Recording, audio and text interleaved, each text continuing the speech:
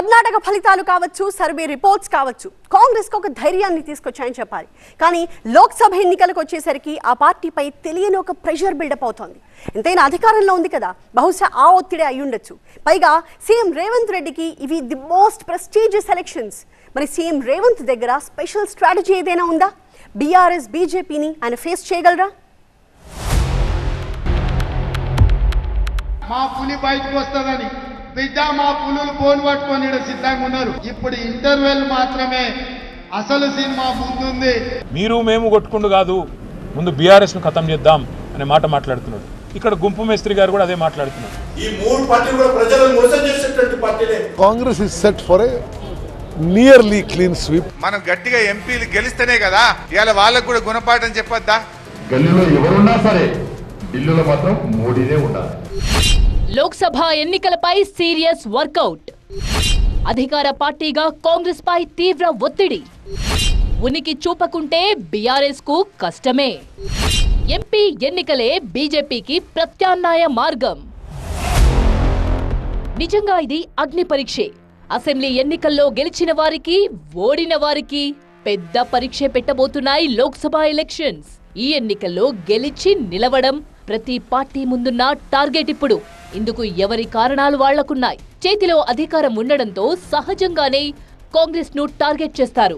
కాంగ్రెస్ పైనే అందరి కళ్ళు ఉంటాయి. అసెంబ్లీలో నెగ్గుకొచ్చింది, లోక్సభలో ఎన్ని సీట్లు గెలుస్తుందో చూద్దాం అనే ఎక్స్పెక్టేషన్స్ ఉంటాయి. కాంగ్రెస్ పై ఉన్న అతిపెద్ద ప్రెషర్ కూడా ఇదే. ఇంత ఒత్తిడి ప్రతిపక్షాలకు ఉంది. అసెంబ్లీలో ఓడాం, ఇప్పుడు లోక్సభ ఎన్నికల్లోనైనా సత్తా చూపకుంటే వచ్చే 4.5 పాటు ఉనికి కోసం పోరాడాల్సి వస్తుందన్న భయం అటు బీఆర్ఎస్ ఇటు బీజేపీని వెంటాడుతున్నాయి. అందుకే కాంగ్రెస్ ప్రభుత్వానికి మినిమం టైం కూడా ఇవ్వకుండా వెంటాడుతున్నాయి. 100 రోజులు వేచి చూసే పరిస్థితి లేనేలేదు. ఇప్పుడు మిస్ అయితే ఇక ఇప్పట్లో ఏ ప్రధాన ఎన్నికలు ఉండవు. అందుకే పూర్తి కసరత్తు లోక్సభ ఎన్నికలపైనే పెడుతున్నాయి.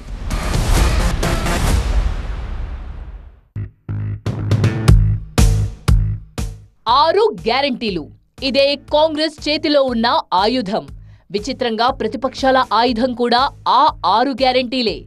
ఇచ్చిన హామీలను ఇప్పటికిప్పుడు అమలు చేసే పరిస్థితి లేదు. కాంగ్రెస్ పార్టీ చెప్పినట్టుగా 100 రోజుల వ్యవధి కూడా లేదు. దీన్ని కవరప్ చేసుకోవడమే కాంగ్రెస్ ముందున్న అసలైన టాస్క్. చూసారా, 6 గ్యారంటీలు కూడా అమలు చేయలేకపోయారు అంటూ ఆల్రెడీ ఎదురుదాడికి దిగుతున్నాయి ప్రతిపక్షాలు. అయినా సరే ప్రతిపక్షాలను లోక్సభ ఎన్నికలను ఎదుర్కొనేందుకు వ్యూహాలు సిద్ధం చేస్తోంది కాంగ్రెస్. ఇందులో భాగంగానే పథకాలు అమలు కాకపోవడానికి గత ప్రభుత్వమే కారణమని చెప్పే ప్రయత్నం చేసింది.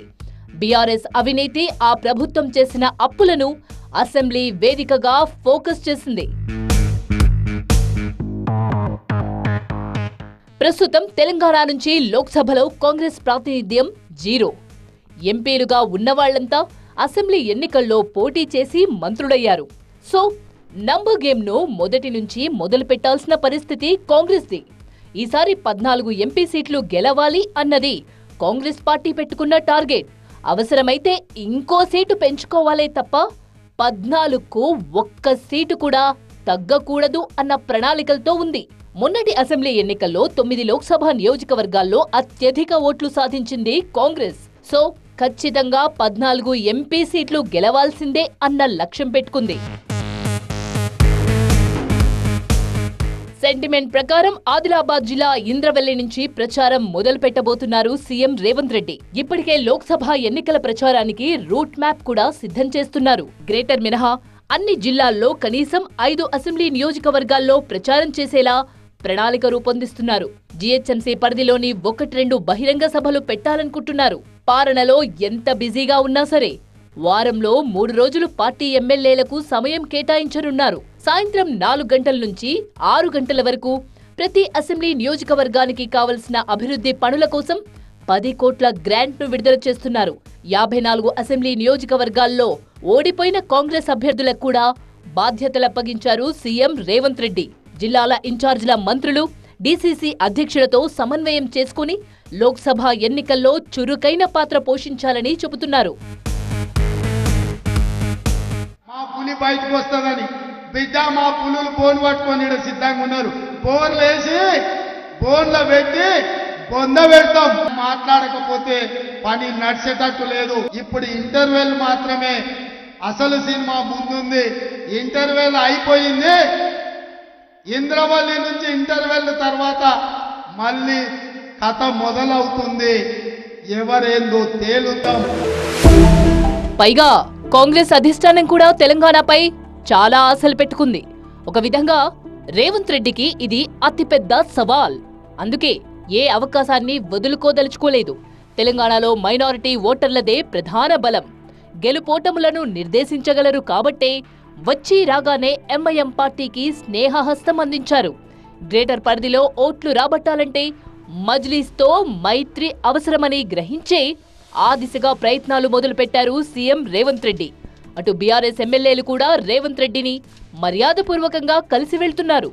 దీన్ని బట్టి చూస్తే లోక్సభ ఎన్నికల కోసమే ఈ కసరత్తంతా చేస్తున్నట్లు అర్థమవుతోంది. ఇక అసెంబ్లీ ఎన్నికల్లో కాంగ్రెస్తో కలిసి పనిచేసిన సిపిఐ పార్లమెంట్ ఎన్నికల్లోనూ కలిసి పనిచేస్తామని చెప్తోంది. కాకపోతే ఒక పార్లమెంట్ స్థానాన్ని ఆశిస్తోంది. ఇందుకోసం 5 ఆప్షన్స్ ఇచ్చింది సిపిఐ. వరంగల్, మహబూబాబాద్, ఖమ్మం, నల్గొండ, భువనగిరి స్థానాల్లో ఏదో ఒకటి తమకు ఇవ్వాలని అడుగుతోంది. సో కాంగ్రెస్ పార్టీతో కలిసి వచ్చే అన్ని పార్టీలు ప్రతిపక్షాలతోనూ సంప్రదింపులు జరుపుతున్నారు. లోక్సభ ఎన్నికలను చాలా సీరియస్ గా తీసుకున్న CM Revanth Reddy booth level ఏజెంట్లతో సమావేశమయ్యారు. లోక్సభ ఎన్నికల్లో అనుసరించాల్సిన విధానాలపై బూత్ లెవెల్ ఏజెంట్లకు దిశానిర్దేశం చేశారు. ఇప్పటికే అన్ని పార్లమెంట్ స్థానాలకు కోఆర్డినేటర్లుగా మంత్రులకు బాధ్యతలప్పగించారు. ప్రతి పార్లమెంట్ నియోజకవర్గానికి ఒకరిని ఇన్ఛార్జిగా నియమించారు. కొన్ని చోట్ల 2 స్థానాలకు ఒకే మంత్రికి బాధ్యతలప్పగించారు. ఎన్నికలు పూర్తయి ఫలితాలు వచ్చేంత వరకు ఈ కోఆర్డినేటర్ల ఆధ్వర్యంలోనే కార్యక్రమాలు జరుగుతాయని ఆదేశాలిచ్చారు. దీంతో ఇప్పటికే రంగంలోకి దిగారు మంత్రులు. అక్కడితో ఆగకుండా సామాజిక వర్గాల వారీగా వరుస సమావేశాలు చేపడుతోంది. ఎస్టీ, ముస్లిం, క్రిస్టియన్ వర్గాలతో తెలంగాణ కాంగ్రెస్ వ్యవహారాల ఇన్ఛార్జ్ దీపాదాస్ మున్షి సమావేశమయ్యారు. టీపీసీసీ ఎస్టీ సెల్ కార్యవర్గ సమావేశాన్ని ఏర్పాటు చేసిన మున్షి ఆ తర్వాత హైదరాబాద్, సికింద్రాబాద్, చేవెళ్ల లోక్సభ స్థానాల పరిధిలోని ముస్లిం నేతలతో సమావేశమయ్యారు. సికింద్రాబాద్లో క్రిస్టియన్ సంఘాలతో భేటీ అయి రానున్న లోక్సభ ఎన్నికల్లో కాంగ్రెస్ పార్టీని గెలిపించాలని కోరారు. పార్లమెంట్ ఎన్నికల్లో కాంగ్రెస్ పార్టీకి 13-14 స్థానాలు వచ్చి ఇతర పార్టీలకి చాలా తక్కువ స్థానాలు వచ్చినప్పుడు ఆ పార్టీలు బలహీనపడి క్షీణించిపోయే ఒక పొలిటికల్ అనాలిసిస్గా ఈరోజు అనిపిస్తుంది నాకు. బీజేపీ వాళ్ళు ఏదో ఎగురుతుంది కానీ పెద్దగా వాళ్ళకి క్యాడర్ బలం కానీ ఆర్గనైజేషన్ స్ట్రక్చర్ కూడా లేదు తెలంగాణలో. Congress is set for a nearly clean sweep in Telangana in parliament election. మరోవైపు అభ్యర్థుల ఎంపికపై కసరత్తు కూడా శరవేగంగా చేస్తోంది కాంగ్రెస్ పార్టీ. ఈ నెలాఖరున జరిగే పొలిటికల్ అఫైర్స్ కమిటీ సమావేశంలో ఒక్కో నియోజకవర్గానికి 2 లేదా 3 పేర్లను కేంద్ర ఎన్నికల కమిటీకి పంపించబోతున్నారు. మరీ ముఖ్యంగా ఈసారి తెలంగాణ నుంచి సోనియా గాంధీని పోటీ చేయించాలనుకుంటోంది కాంగ్రెస్.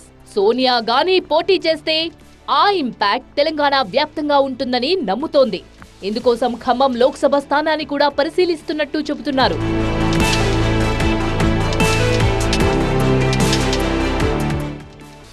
మరోవైపు లోక్సభ ఎన్నికల కోసం కొత్త మేనిఫెస్టో రెడీ చేసే ప్రయత్నం చేస్తోంది. ఆల్రెడీ మేనిఫెస్టో కమిటీతో సమావేశం కూడా జరిగింది.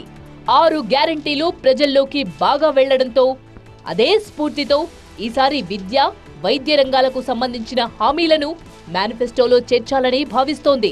గిగ్ వర్కర్లు, ఆటో డ్రైవర్ల సమస్యలను కూడా మేనిఫెస్టోలో పెట్టే అవకాశాలు పరిశీలిస్తోంది.